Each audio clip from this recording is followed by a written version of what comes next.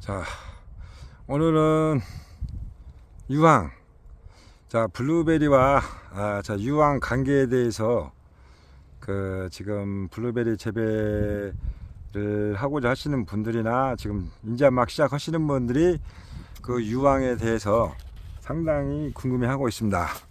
그래서 오늘은 블루베리와 유황 어떤 관계 있는지, 유황을 언제 어느 시기에 살포를 하는지, 또한 유황을 우리가 공급을 하면 나무나 열매에 어떤 역할을 하는지, 또 어떤 상태가 되는지에 대해서 오늘은 짧게 한번 올려보겠습니다.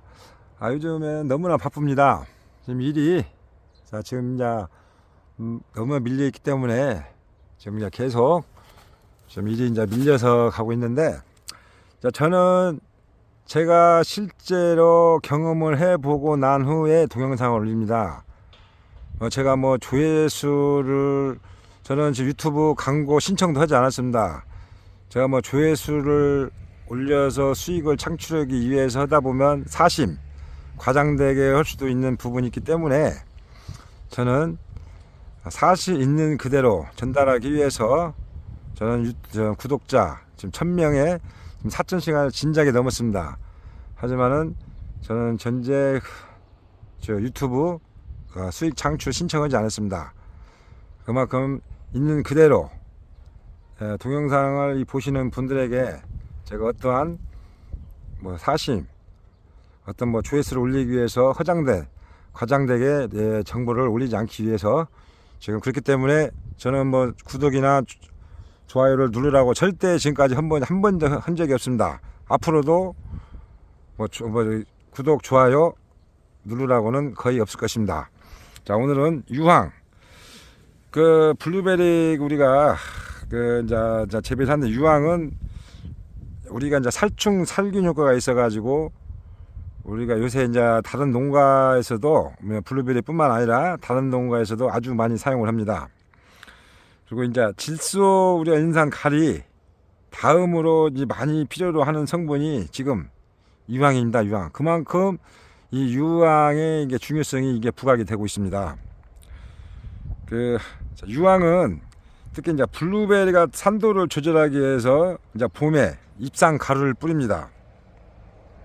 유황 잎상은 가루 같은 거는 이제 물에 잘 녹지 않기 때문에 이제 봄에 뿌리면은 6개월 동안 이제 서서히 이제 분해가 됩니다. 그래서 이제 저는 오늘도 지금 이제 토경 재배하는데 지금 유황을 잎상을 뿌렸습니다. 그리고 이거 보시는 바와 같이 이제 화분 재배는 제가 이제 수용성, 물에 잘 녹는 유황 수용성을 간줄에 이제 자주 이제 해주기 때문에 지금까지는 별도로 살포하지 않았습니다. 그래서 이제 금년에는 조금씩 한번 살포도 해주고, 잎상을 살포도 해주고, 간주도 꾸준히 한번 해줄까 합니다. 블루베리 같은 경우는 우리가 pH 4.3에서 5.3 이 사이가 아주 생육 상태가 좋습니다.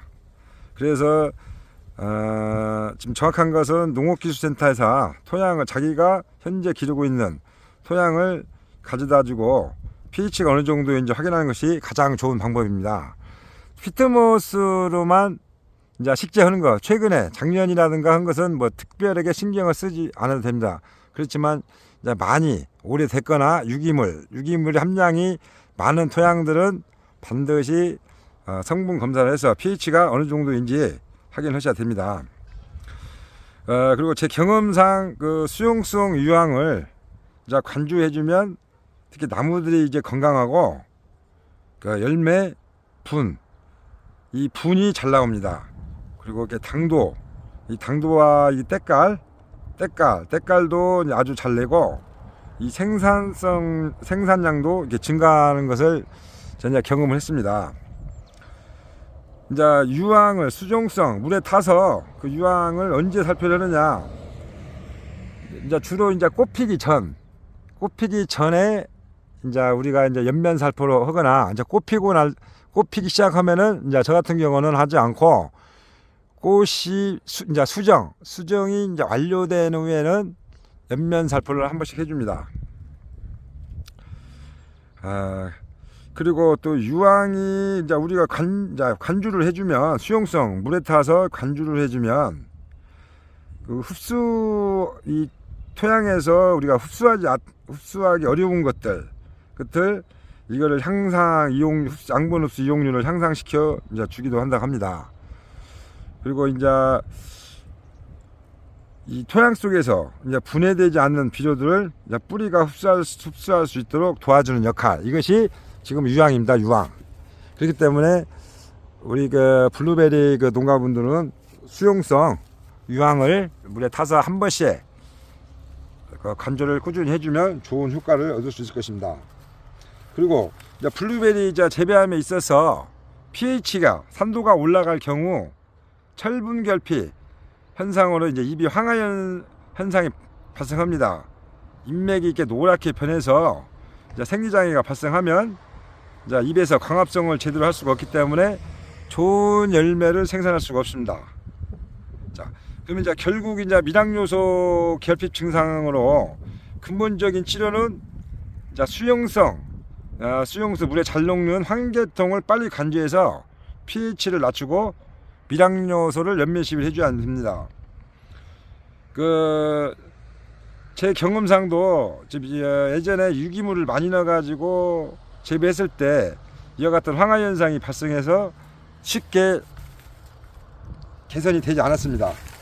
그렇기 때문에 이 블루베리는 피트모스가 굉장히 중요한 것입니다. 그것도 이제 초보자들은 이 황화 현상이 보통 우리가 식재여서 한 3-4년 후면 발생합니다. 그래서 이제 피트모스 위주로 제가 이왕이면 식재를 하는 것이 이런 현상을 막기 위함입니다.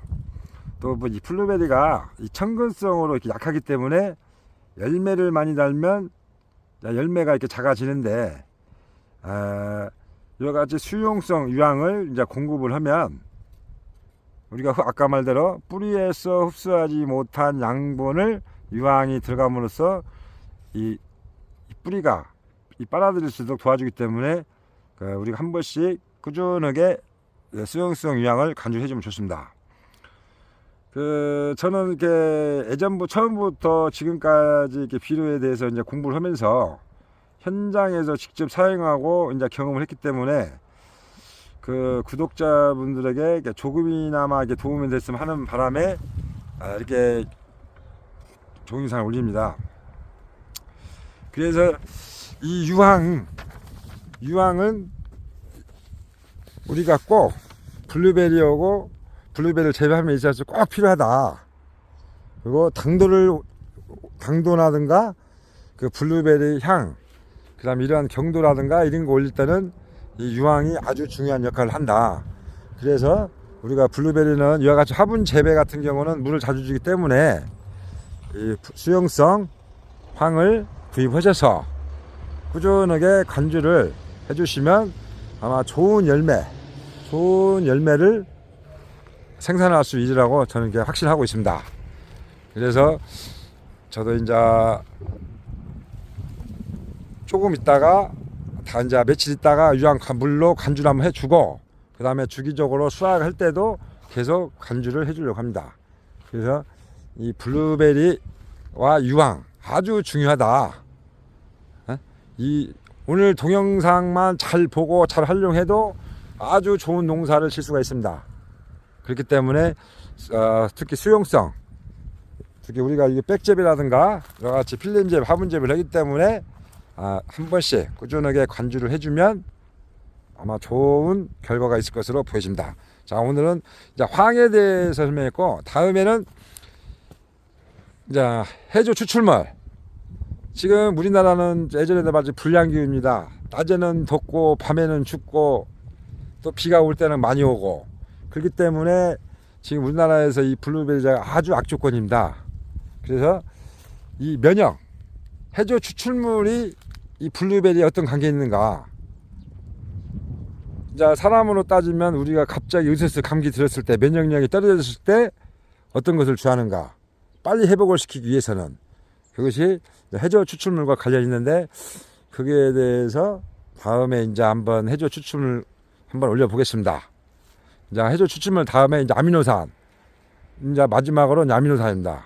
그러면 이제 제가 이제 블루베리 재배하면서 사용하고 있는 이 비료, 이런 성질은 모두 다 동영상 올렸습니다. 자, 다음에는 이제 해조 추출물에서 한번 올리도록 하겠습니다. 감사합니다.